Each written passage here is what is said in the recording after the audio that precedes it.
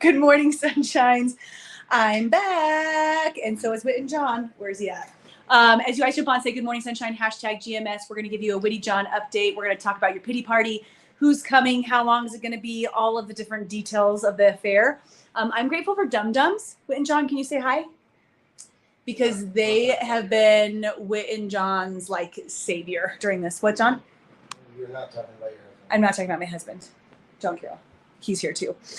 So say good morning, sunshine, share something you're grateful for. And then we're going to combine all of this in one of talking about Witty, and I'm going to keep it short and sweet. So I want you to think about, this is part of this, okay? You're like, I want to see Witten. Why are you just doing it like that? How do you, okay, there you go. Think about somewhere in your life where you're throwing a pity party, like where things aren't going exactly how you want them to go. And you're just like, ugh. And it is good. Okay, first of all, like to throw yourself the party, because you have to acknowledge that you don't like a situation in order to assess how you can take action, if you can take action, and how you can move on, right? So I picture you, me, all of us, especially me, myself, like lately in my pity party, and just where I've been. And I picture like you're like sitting in a basement, right? And the basement's like old, it's like a 70s basement, and everything's orange, and you're sitting on like a corduroy couch, and like it's kind of musty and dark, and there's dust everywhere, and there's nothing really cool, and the lights are dim, and like there's probably mediocre music low on the background, and you're like sitting there in your own pity party. And you're like, this stage of my life, this piece of my life kind of sucks, right? And you can invite people to your pity party too. You can be like, you know what? I'm going to bring my mom. I'm going to bring my friends. I'm going to bring everybody on social media. I'm going to tell all the people about all of my different things. And I'm going to throw the biggest pity party ever. But you guys, here's the thing. A pity party with a bunch of people is still a pity party. So now you're at a pity party in your basement, and there's all of these humans around you, and you're just sitting there like wallowing, like just like, it's not like a cry fest. It's more like a, that's what I see, right? And I was thinking about this as we came into the hospital today. So here's a Whit and John update. So you guys know we had clofarabine, which is a new type of chemotherapy that we started last week, which is like the Hulk version of azathioprine. It's a much stronger chemotherapy.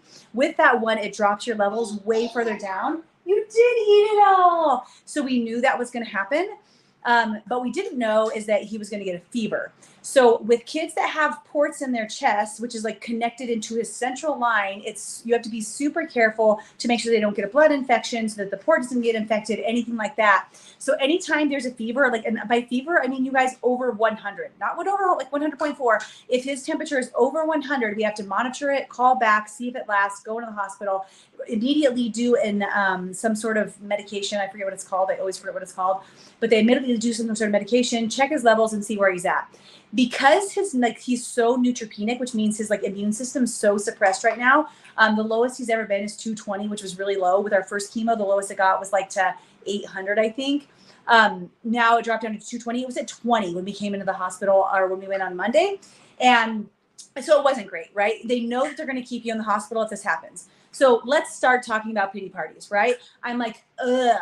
Like, I do not want to stay in the hospital again. I don't like this guy having to be here. I feel like it's stressful. I don't know what endo's going to do to us. It gives me a little bit of like anxiety to even be here. And I'm like, I just don't want to do it. But it's the way that the precautions work, right? So you suck it up, Buttercup. You go in, you make the most of it. John Carroll makes all the jokes.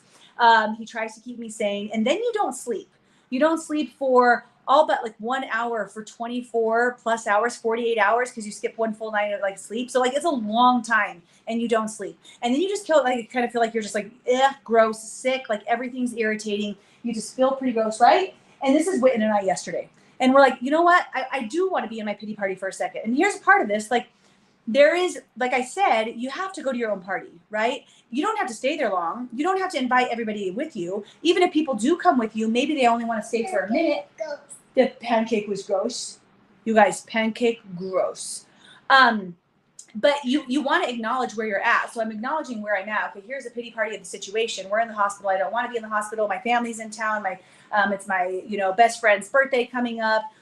We've got other things that we want to be doing. He's not comfortable here. We don't feel good. We haven't slept. Okay, pity party. Let's do it. Is there anything that I can do about it? You are? I can say gratitudes. You can go give them to your dad.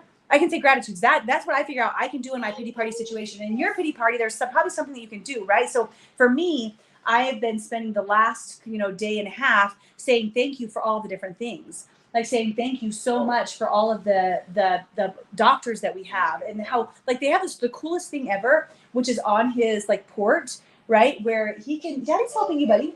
I know, you're going to, I can hold you too. Where they literally stick 4 things and they take his blood so fast. It's like the coolest thing ever, right? So I'm like celebrating, that's great. Celebrating all the small things because it's the only thing that can keep me sane, because I know that I can't change the situation. In your pity party, maybe there's something you can do to change the situation, and maybe there's not. The other piece that I want to encourage you guys to do, which might sound bad, and I wasn't sure what to call this video, is to like think about how, you know, somebody has it better than you, right? Somebody's got it better than you, but somebody has it worse. And when you connect to the worst, even though you don't want to try to bring the worst into you and you don't want to try to live in the worst and you're not trying to like make that experience happen, but when you realize like other people have some really serious SHIT going on and you're pretty lucky, right? Like you're pretty blessed for what you have going on. You're pretty blessed, Callie, that your pity party is that you have to stay the night in the hospital for 1, 2, 3 days, 2 weeks. They don't know, right? I'll tell you more about that in a second. You're pretty blessed for that, because some people don't, like, this is where I'm at sometimes. Guys, some people don't get the chance to fight. They already lost their child. They don't get the chance to have their child possibly, you know, to walk. They don't have access to doctors. They don't have access to the same chemotherapy. They don't have access to the diabetes insipidus medication, and literally their body is just struggling to even stay alive. Like, I'm so blessed, because I might, like, to some people you might go, oh man, she's really going through a shitty situation, but comparatively, like, we got it going on. Like, we're just staying in the hospital for a little while, right? And I wanted to share that because you don't want to like try to bring in the worst, but I think when you recognize the fact that you are lucky and blessed for where you're at, just thank you. This is my pocket. Despite the pity party that you might be throwing, or that you have thrown, or that you're thinking about throwing, it's like, you know what? Like, it's not worth staying in the pity zone for that long, because there's nothing fun about a pity party. There's no party about a pity party, right? Like, you want to move up and on from that. So wherever, this is my encouragement, and then the rest of the update, wherever you're at in your life, where you're like, oh, woe is me. I wish it was. Did you guys see that face? Was it sour? Yeah. Rewatch that, minute 7, if you didn't see it. It was so funny.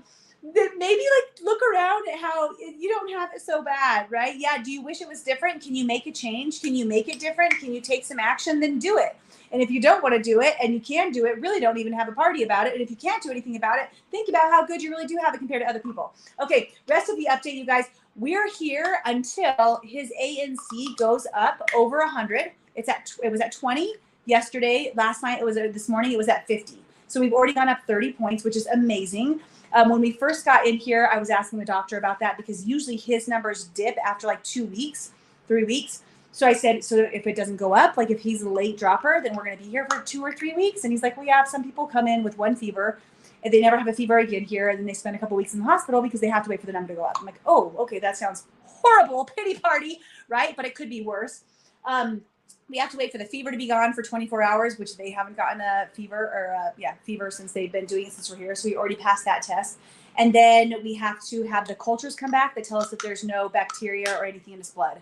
So once those things, we pass those 3 tests, then we can come home. Until then, we're not going to throw a pity party. We're going to throw a life party, and we're just doing our best to cope with the situations, look at the fish, have our suckers, eat candy if we want to, watch a bunch of movies, maybe play some of the magnet games, all the different things. Right, Whit and John? So there's your update, you guys. I love you. Please don't throw your own party for too long. Like, just go visit it for a second and then be like, oh, this party sucks. I'm moving on. All right. Bye, guys. Can you say bye? Bye. Can you say thank you? Can you say I healthy? Can you say I strong? I strong. I strong. I healthy. I champion. Strong. Okay. Love you. Say bye, guys. Good job. Oh, good job. Push it. Push it. Right there.